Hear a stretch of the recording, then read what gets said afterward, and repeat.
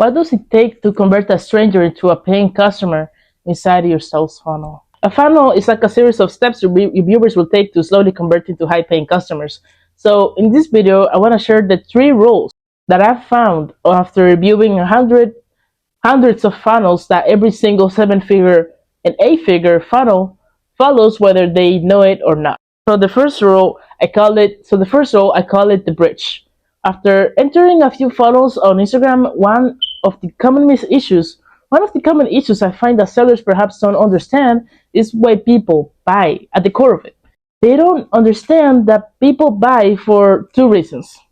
One of 2 reasons are they're either trying to move away from a painful problem or they're trying to move towards an unmet desire. Towards an unmet desire. Let's start with pain. People buy primarily because of pain.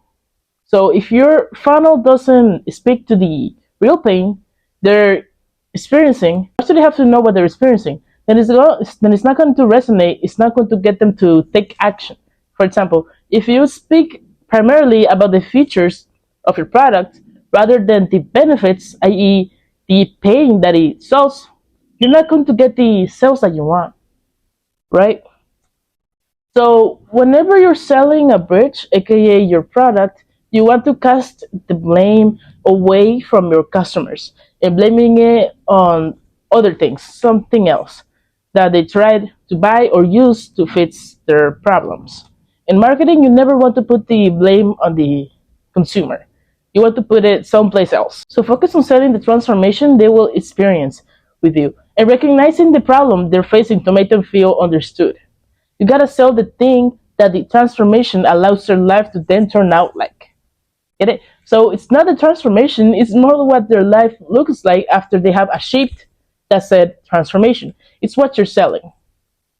That's what you're selling. You get the point. Whatever you get the point, right? Whatever it is you're trying to sell, people want to get to know you and like you when they see that you were in a similar spot they currently are. Second rule is unmet desire.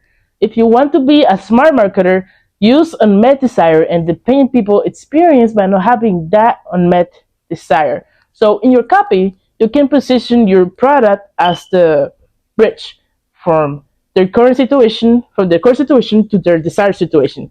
For example, feeling like you can make money to making money as you sleep, right? And make your product the bridge. People are going to purchase it at a much higher frequency. However, make sure you're using real benefits, not foul benefits. This is often really hard because we have to dig in deeper and figure out what your target audience really wants. A foul benefit, a foul benefit is the surface level. Like, I want to learn how to make money online, but what do I want to learn how to make money online? Dig in deeper. Like, why? What are the real reasons and desires behind it? The more you speak to the real desire, the better your sales funnel will be. So pain to desired. And we get there by the bridge, aka your product or offer. Third pattern, third rule. So the cost of not buying your product needs to be greater than the cost of buying your product, right? This could be monetary and non-monetary. For example, if you're selling like an Instagram growth course, your copy in your landing page should be, you can't afford not to do this. You stop posting the same reels with oversaturated hooks and expecting a different result. By pushing on the pain, we go back to pain and speaking to the desire and showing, hey, you are in a horrible situation. Right now, if you don't change anything, you're going to continue to be in the exact same situation. So say, hey, $90 is not much compared to the misery you're in right now because you don't have a social presence. Get it? So that's the negative aspect of not doing something. But what about value? What do you have to gain by doing it? And these two go together well. Alex Ramosi said this once. Actually, it's never the price. It's always the value.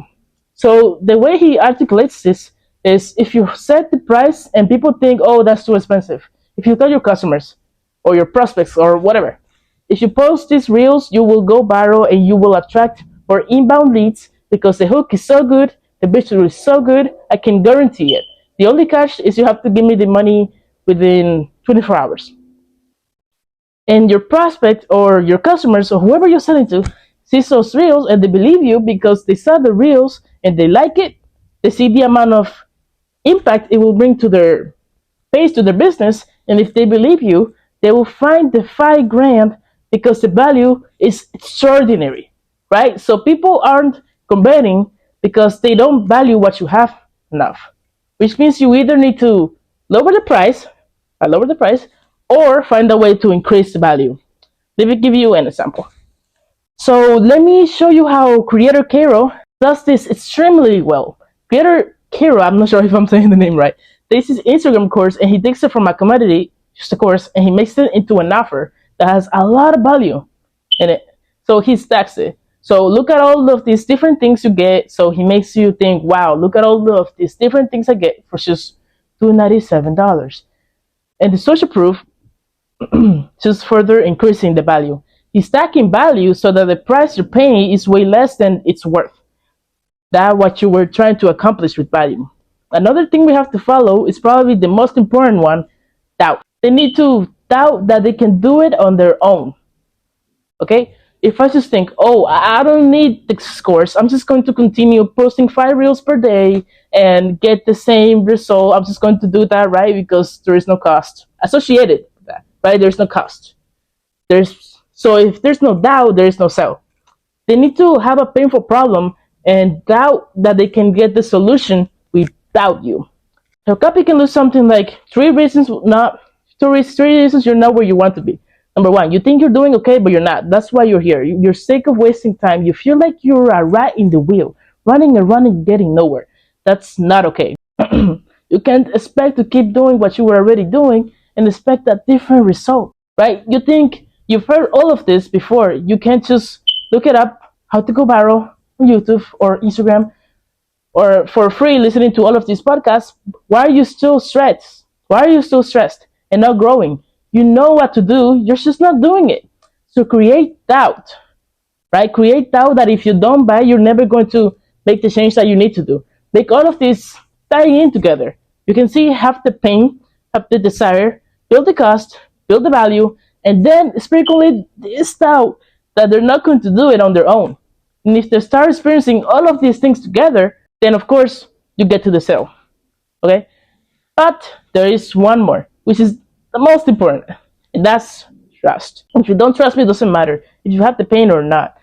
If you have the pain of not having a return of qualified leads, it doesn't matter if you have the desire of acquiring said leads. And all the things that you can sell to these leads, it doesn't matter. It doesn't matter if that's a real desire, if there's cost and value and doubt and all these things. If it doesn't matter if you don't trust that it's real.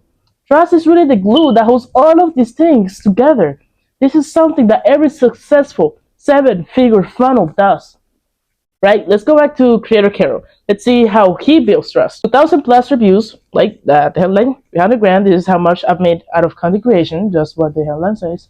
What others have to say, a ton of video testimonials from real people, real reviews. Again, he's showing off these big creators. He's showing off these big creators that some of you might know, saying they blew up because of me. That's what he said. And you can get the same results and more social proof down here. He's building trust, but not only that, he's building trust on YouTube. See, this isn't cold traffic coming to this page, okay?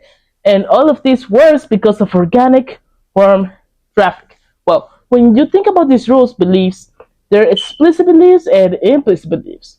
What I mean by that is you can either explicitly get people to believe all of these things, right? That they trust you, that they value what you have to they value what you have. The cost of not doing it is greater than the cost of doing it. Implicitly, the traffic can get there on their own, right? By something you say. See, this is the reason why organic content is so valuable. The traffic has already been warmed up to all of these things. They already trust you, right? They're able to come to these other conclusions in their mind because they've been consuming your content for a long time, right? This is why someone like Creator Caro can just start something and get 100 sales per day, right, for his program. Whereas someone else needs to do all of these, different things to jump through the hoops. But I think where this gets really, really interesting is when you combine the two together, right? When you go to these 3 beliefs inside your sales funnel, but you also have that trust that comes from doing it implicitly through content. When you build a brand, and then when you have all of these things, when you have all of this inside the sales funnel, a funnel. So these have been the three rules that I found inside of every successful 7 and 8 figure funnel selling high ticket digital products. If you think I missed something, drop it in the comments. I'd love to see it. Here's another video that will walk you through the exact funnels you can put in place following these rules. If you like this video, like it. I'll see you in the next one.